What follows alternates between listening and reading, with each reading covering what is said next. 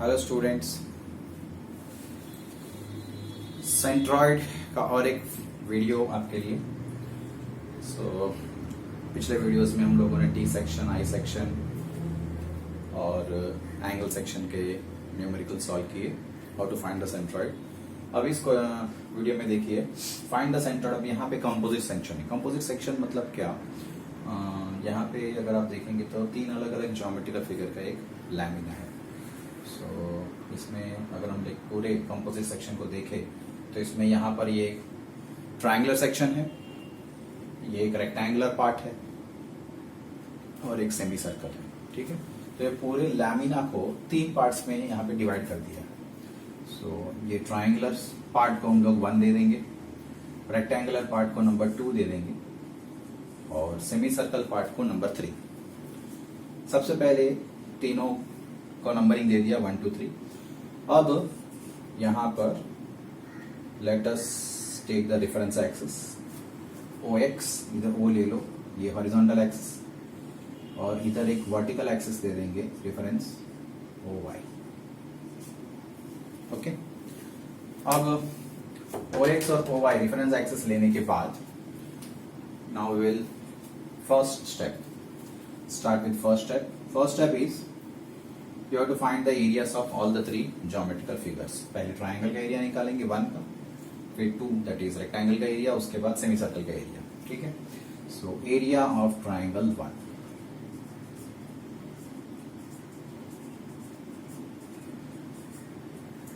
That is A1 is equal to, अब area of triangle का formula क्या है? Half base into height.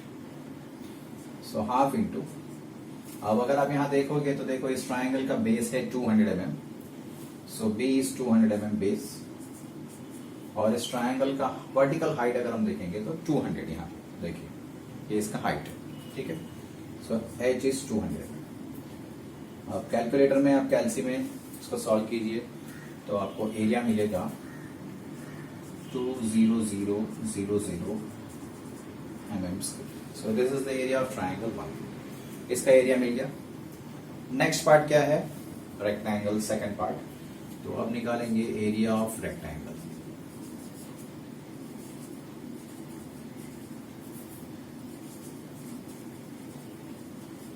Rectangle का नंबर क्या दिया यहाँ पे? 2। सो rectangle 2 that is A2। A2 क्या आएगा? रेक्टेंगल का फॉर्मूला क्या है? L into B, length into breadth. अब अगर आप यहाँ पे देखें तो इस रेक्टेंगल का लेंथ है 400 mm और इस ट्रायंगल का ब्रेड्थ, इस रेक्टेंगल का ब्रेड्थ मतलब हाइट कितना है? 200 mm। ठीक है, so L is to 400 and B is 200। Put कर दो यहाँ पे, L की जगह पे 400 लेंथ और इसका ब्रेड्थ 200। सो ये मल्टीप्लाई करने से आपको कितना मिल रहा है? 80000 mm²। This is the area of rectangle number 2। ठीक है, उसके बाद एरिया ऑफ, ये क्या है शेप? सेमी सर्कल, तीसरा part. So area of semi circle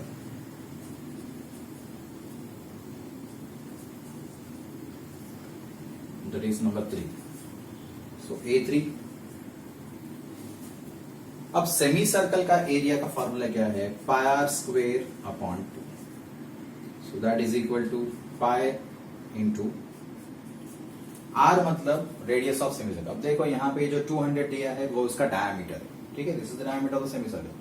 तो डायमीटर का आधा होता है रेडियस, मतलब 200 का आधा 100। So radius r is 100 square upon 2। अब इसको कैल्सी में आप सॉल्व कीजिए तो A3 का वैल्यू आपको मिलेगा 15707.96।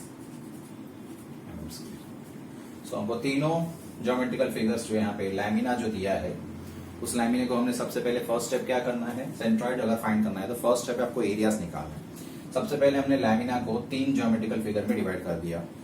नंबर 1 जो है वो ट्रायंगल का शेप है, नंबर 2 जो है वो रेक्टेंगल का शेप है और नंबर 3 जो है वो सेमी सर्कल का शेप। तो तीनों के फॉर्मूले एरियाज के अप्लाई किए रेस्पेक्टिवली और एरिया निकाला। एरिया ऑफ ट्रायंगल 1 क्या मिला? Half base into height 20,000।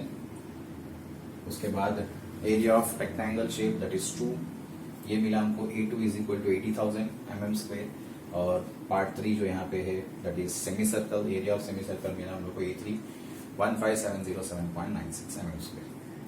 So area निकालने के बाद हम लोग स्टार्ट करेंगे एक्स बार के लिए कैलकुलेशंस। सेंट्रॉइड मतलब आपको एक्स बार और वाई बार निकालना होता है, तो पहले एक्स बार निकालेंगे और उसके बाद फिर वाई बार फाइंड आउट करेंगे, ठीक है। सो एक्स बार कैसे फाइंड करना है,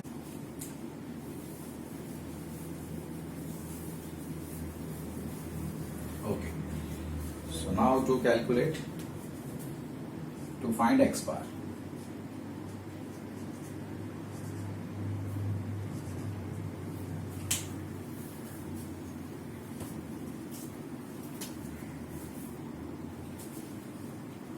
to find x bar.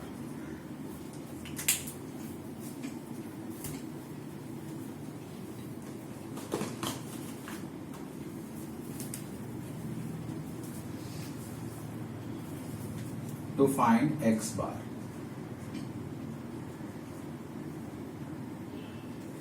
So for x bar, we have to take the reference axis OY.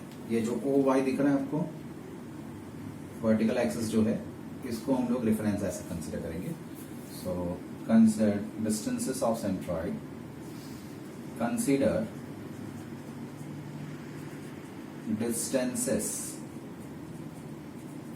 Of centroid from OY axis, that is this one OY। इस axis से हम लोग हॉरिजॉन्टल डिस्टेंसेस लेंगे centroid के लिए। पहले फर्स्ट ट्रायंगल दैट इज 1 के लिए x1, क्योंकि 1 जो पार्ट है वो ट्रायंगुलर पार्ट है, तो ट्रायंगल का सेंट्रॉइड कैसे मिलता है, उसका फॉर्मूला क्या है। अब देखिए, इसके लिए हमको 4 अलग अलग केसेस देखने होंगे। यहाँ पे ड्रॉ कर रहा हूं।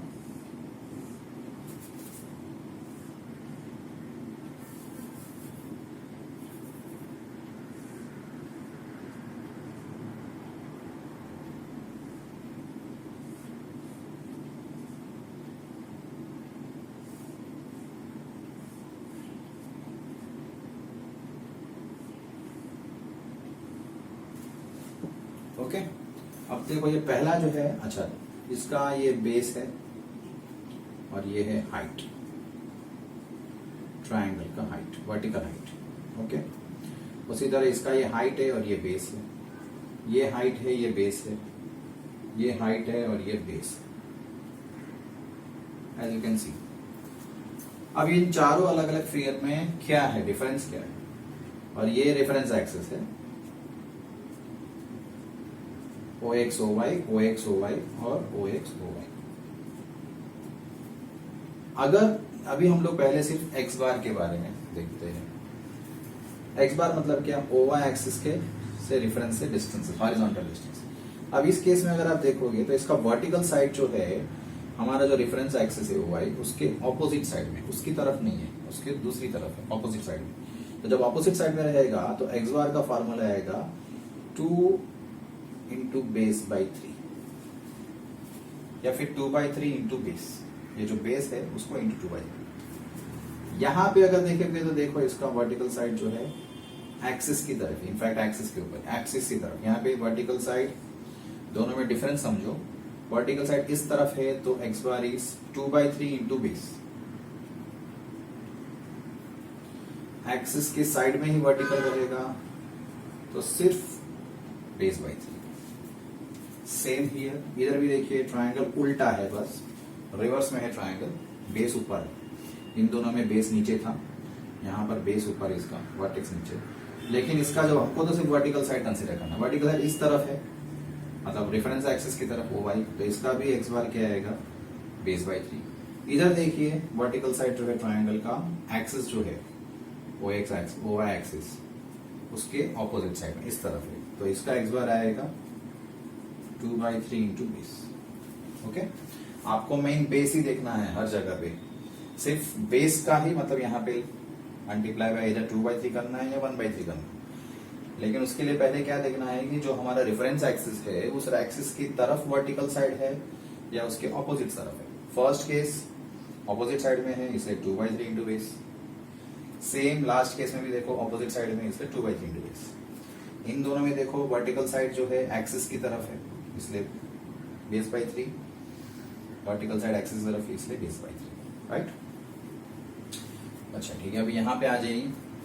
हमारे सम में ट्राइंगल ये रहा, दिस इज अ ट्राइंगल। अब इसका जो वर्टिकल साइड है और हमने जो रेफरेंस एक्सिस उसके तरफ है या उसके ऑपोजिट में है, सो क्लियरली दिख रहा है कि ऑपोजिट साइड में है, इसलिए इसका कौन सा केस है, ये वाला। सो 2/3 into base. What is the base of this rectangle triangle? 200।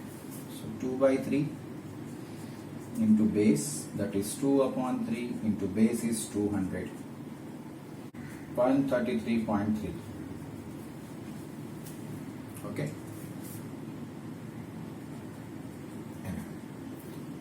Next triangle के बाद है रेक्टेंगल।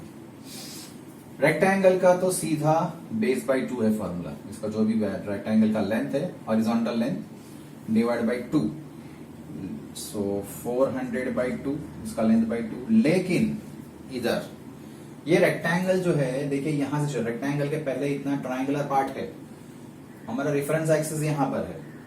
रेक्टेंगल सीधा रेफरेंस एक्सिस से शुरू नहीं हो रहा है, बीच में इतना गैप है ट्राइंगुलर पोर्शन का। तो ये गैप कितना है बीच में? 200 mm का। तो वो गैप भी ऐड करना पड़ेगा, हॉरिजॉन्टल गैप। हॉरिजॉन्टल जो गैप है वो क्यों ऐड किया? क्योंकि रेक्टेंगल यहां से 200 mm के डिस्टेंस, रेफरेंस से 200 mm डिस्टेंस के बाद शुरू हो रहा है रेक्टेंगल। यहाँ इतना गैप है तो वो गैप ऐड करना पड़ेगा 200 mm प्लस।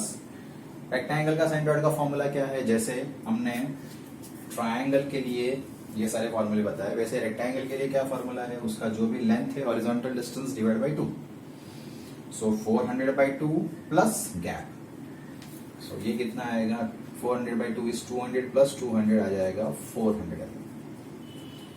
और उसके बाद बचा क्या? तीसरा ये सेमी सर्कल। सो सेमी सर्कल के लिए x3, सेमी सर्कल के लिए फॉर्मूला, इसके लिए फॉर्मूला है, इसके लिए भी जैसे मैंने ट्रायंगल के आपको 4 केसेस बताया, वैसे ही सेमी सर्कल के लिए भी 4 केसेस है। So let us see that.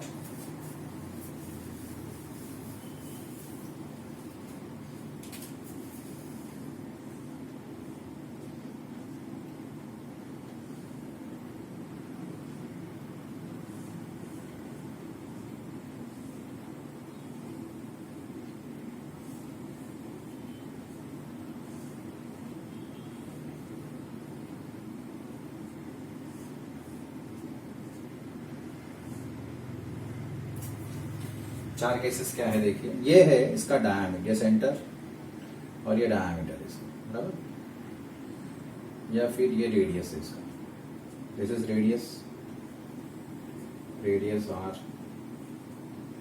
Radius, radius. हम लोग बार का बात कर रहे हैं सिर्फ एक्स बार का। अब इस केस में क्या आएगा एक्स बार? अभी देखिए एक्स बार के लिए रेफरेंस एक्सिस क्या लेंगे? ये ओ वाई।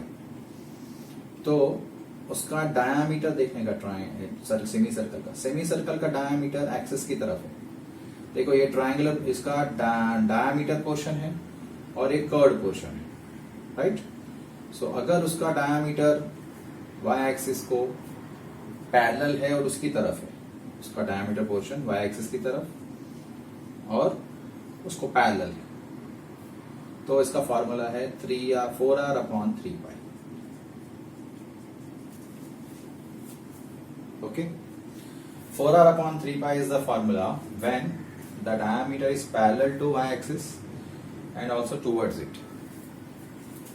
इस केस में देखिए डायमीटर y-axis को पैरेलल तो है लेकिन उसके ऑपोजिट साइड में, उसकी तरफ तो कर्व पार्ट है, तब x बार का फॉर्मूला है r-4r/3π, अगर डायमीटर पैरेलल है और ऑपोजिट साइड में। इस केस में देखिए ये रहा हमारा रेफरेंस एक्सिस, राइट, एक्स बार के लिए। यहां पे डायामीटर जो है एक्सिस को परपेंडिकुलर है, सीधा 90 डिग्री। जब परपेंडिकुलर रहेगा तो एक्स बार है इक्वल टू सीधा रेडियस आर, और प्लस, अच्छा यहां पर भी देखिए लास्ट केस में इधर भी रेफरेंस एक्सिस को डायमीटर परपेंडिकुलर है, तो इधर भी एक्स बार सीधा आ रहा है। सो ये इधर भी, इसमें भी चार अलग अलग cases depending upon the position of the semi circle, कैसे position it is placed. Now अगर हम लोग इस केस में देखें, इस क्वेश्चन में ये फर्स्ट वाले केस के सेम इसके जैसा ही है। यहां पर भी देखिए इसका जो डायमीटर है, सबसे पहले तो it is parallel to axis, reference axis OY, इसको पैरेलल है और उसकी तरफ है, कर्व पोर्शन इस तरफ है, उसकी तरफ है, मतलब ये वाला लेना है।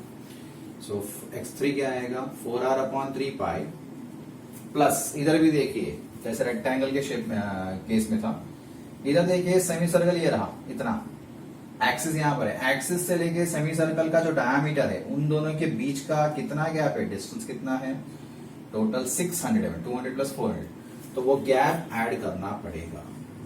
अगर ये सेमी सर्कल सीधा यहाँ पे होता तो गैप की जरूरत नहीं थी, लेकिन यहाँ पर दूर है, बीच में इतना गैप है, तो गैप ऐड करना पड़ेगा। ओके, सो 4 इंटू आर मतलब रेडियस, यहाँ पे देखिए ये इसका डायमीटर दिया है 200 mm सेमी सर्कल का, तो उसका आधा आ जाएगा, रेडियस कितना है आर आ जाएगा 100, half of diameter divided by 3 into pi plus 600।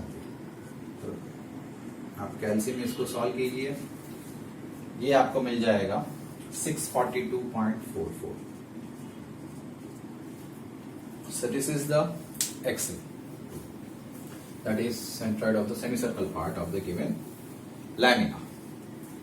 x bar, x1, x2, x3 तीनों मिल गए। अब x बार का फॉर्मूला, सो फॉर्मूला है x bar is a1 x1 plus a2 x2 plus a3 x3 upon a1 plus a2 plus a3। So that is x bar is equal to सारे values a1, a2, a3, x1, x2, x3 के values यहाँ पे substitute कर देंगे। a1 हमको मिला था 20,000, x1 मिला है 133.33 प्लस a2 मिला था 80,000, x2 मिला है हमको 400 प्लस a3 मिला था हमको 15,707.96 इंटू x3 मिला है 642.44 divided by a1 plus a2 plus a3। Okay, so therefore 386.84 ये मिला x बार। ओके, सो नेक्स्ट है y बार। y बार कैसे निकालना है देखिए,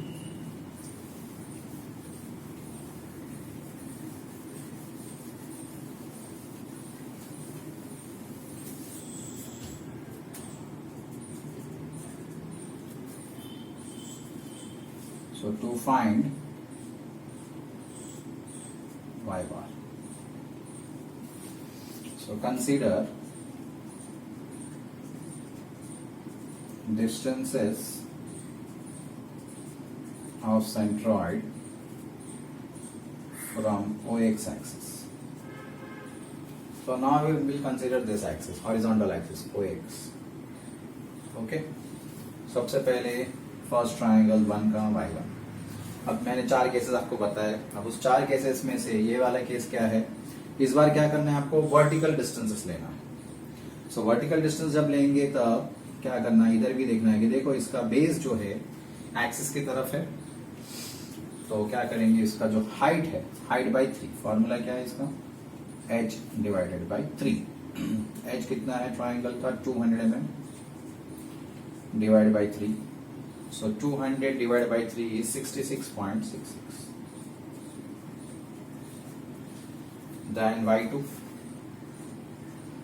आ जाएगा रेक्टेंगल के लिए, रेक्टेंगल का हाइट कितना है 200 mm, so इसका भी vertical height by 2 that is 100 mm। Rectangle के लिए फॉर्मूला क्या है, vertical distance by 2।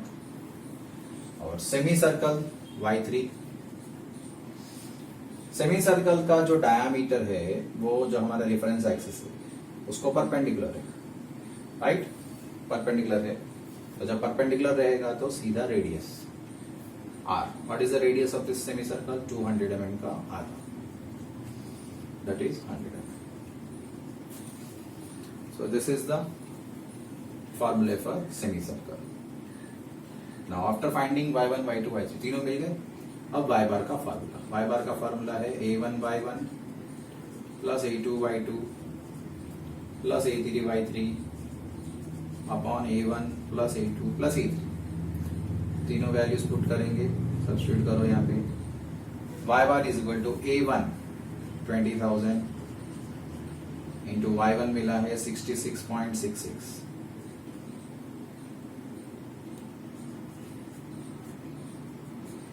A2 is 80,000, A3 is 1.15707.96, Y3 is also 100 divided by A1 plus A2 plus A3। तीनों के वैल्यूज पुट कर दो ब्रैकेट्स में, so आपको y बार मिलेगा 94.24।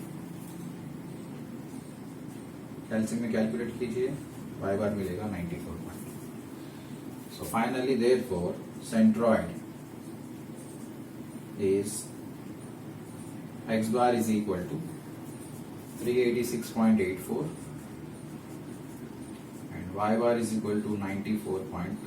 So this is the final answer. Okay, I hope you understood the entire sum. आज का class खत्म, जय हिंद जय महाराष्ट्र।